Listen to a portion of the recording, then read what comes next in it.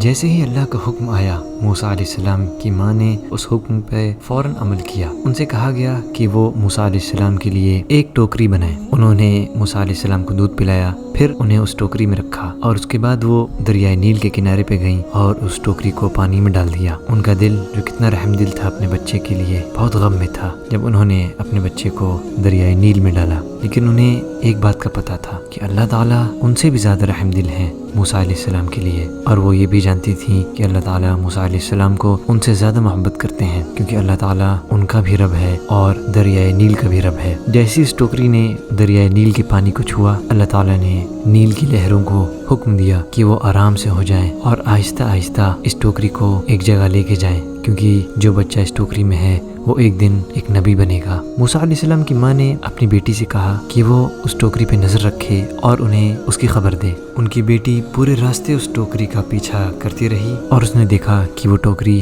محل کے کنارے جا رکی اور اس کے سامنے جو کچھ بھی ہوا وہ اس نے دیکھا۔ ٹوکری کنارے پر جا لگی جو بالکل راجہ کے محل کے پاس تھی۔ محل کے خادموں نے اس ٹوکری کو دیکھا جس میں ایک بچہ تھا، تو وہ اسے فرعون اور اس کی بیوی کے پاس لے گئے۔ جب فرعون کی بیوی یعنی آسیہ علیہ السلام نے اس پیارے سے بچے کو دیکھا تو اللہ تعالیٰ نے ان کے دل میں اس بچے کے لیے ایک شدید محبت پیدا کر دی۔ فرعون کی بیوی فرعون سے بہت مختلف تھی۔ فرعون تو ایک کافر تھا لیکن وہ مسلم تھی۔ فرعون بہت سخت دل تھا لیکن وہ بہت رحم دل تھی۔ وہ اس بات پہ غمزدہ تھی کہ وہ بانجھ تھی اور انہیں ایک بیٹے کی امید تھی۔ جیسے انہوں نے اس بچے کو اپنی گود میں لیا، انہوں نے اسے چوما۔ فرعون کو بہت تعجب ہوا جب اس نے دیکھا کہ ان کی بیوی اس بچے کو اپنے سینے سے لگائی ہوئی ہے۔ وہ بہت حیران ہوا کہ اس کی بیوی خوشی کے آنسوں سے رو رہی ہے، جس چیز کو اس نے پہلے کبھی نہیں دیکھا۔ انہوں نے فرعون سے کہا کہ مجھے آپ اجازت دیں کہ میں اس بچے کو اپنے پاس رکھوں اور یہ ہماری اولاد کی طرح رہے۔ اللہ تعالیٰ نے قرآن میں فرمایا فَالْتَقَطَهُ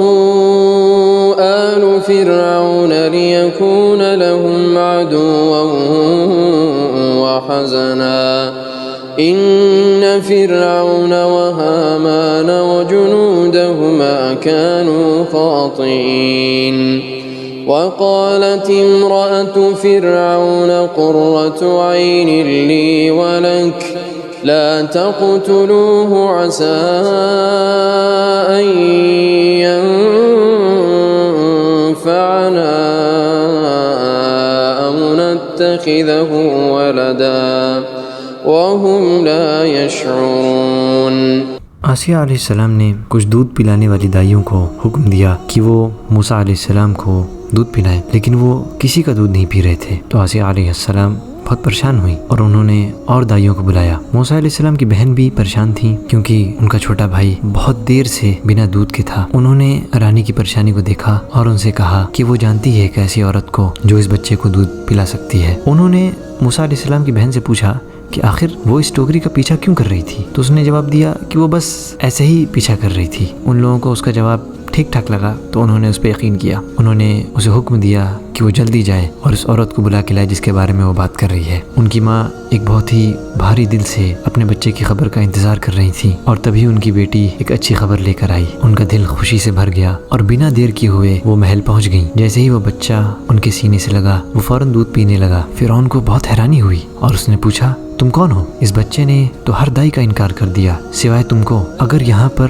موسیٰ علیہ السلام کی ماں نے سچ بولا ہوتا تو فرعون کو فوراً پتہ چل جاتا کہ یہ بچہ بنی اسرائیل میں سے ہے تو وہ اس کا فوراً قتل کر ڈالتا۔ لیکن اللہ تعالیٰ نے موسیٰ علیہ السلام کی ماں کو ایک اندرونی قوت دی اور انہوں نے جواب دیا کہ میں ایک ایسی عورت ہوں جس کے پاس میٹھا دودھ ہے میٹھی خوشبو کے ساتھ، تو میرا انکار کوئی بھی بچہ نہیں کرتا ہے۔ اس جواب سے فرعون مطمئن ہو گیا۔ اس دن کے بعد سے انہیں موسیٰ علیہ السلام کی دائی بنا دیا گیا۔ وہ انہیں دودھ پلاتی رہیں ایک وقت تک، اور جب ان کی دودھ پلانے والی عمر پوری ہو گئی تو انہیں اجازت دی گئی کہ وہ ان سے ملاقات کر سکتی ہیں۔ موسیٰ علیہ السلام اس محل میں ایک راجکمار کی طرح پلے بڑھے۔ اللہ تعالیٰ نے قرآن میں فرمایا وَأَصْبَحَ فُؤَادُ أُمِّ مُوسَىٰ فَارِغًا إِن كَادَتْ لَتُبْدِي بِهِ لَوْلَا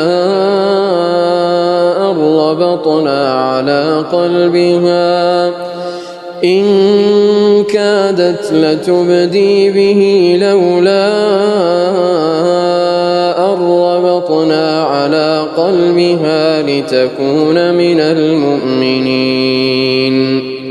وقالت لأخته قصيه فبصرت به عن جنب وهم لا يشعرون وحرمنا عليه المراضع من قبل فقالت هل أدلكم على أهل بيت يكفلونه لكم وهم له ناصحون فرددناه إلى أمه كي تقر عينها ولا تحزن ولتعلم أن وعد الله حق ولكن أكثرهم لا يعلمون. آج کا یہ دوسرا پارٹ یہیں ختم ہوتا ہے. امید ہے آپ کو اچھا لگا ہوگا. تو اس ویڈیو کو شیئر ضرور کریں, ہمارے چینل کو سبسکرائب کریں. جزاکم اللہ خیرہ. السلام علیکم ورحمۃ اللہ وبرکاتہ.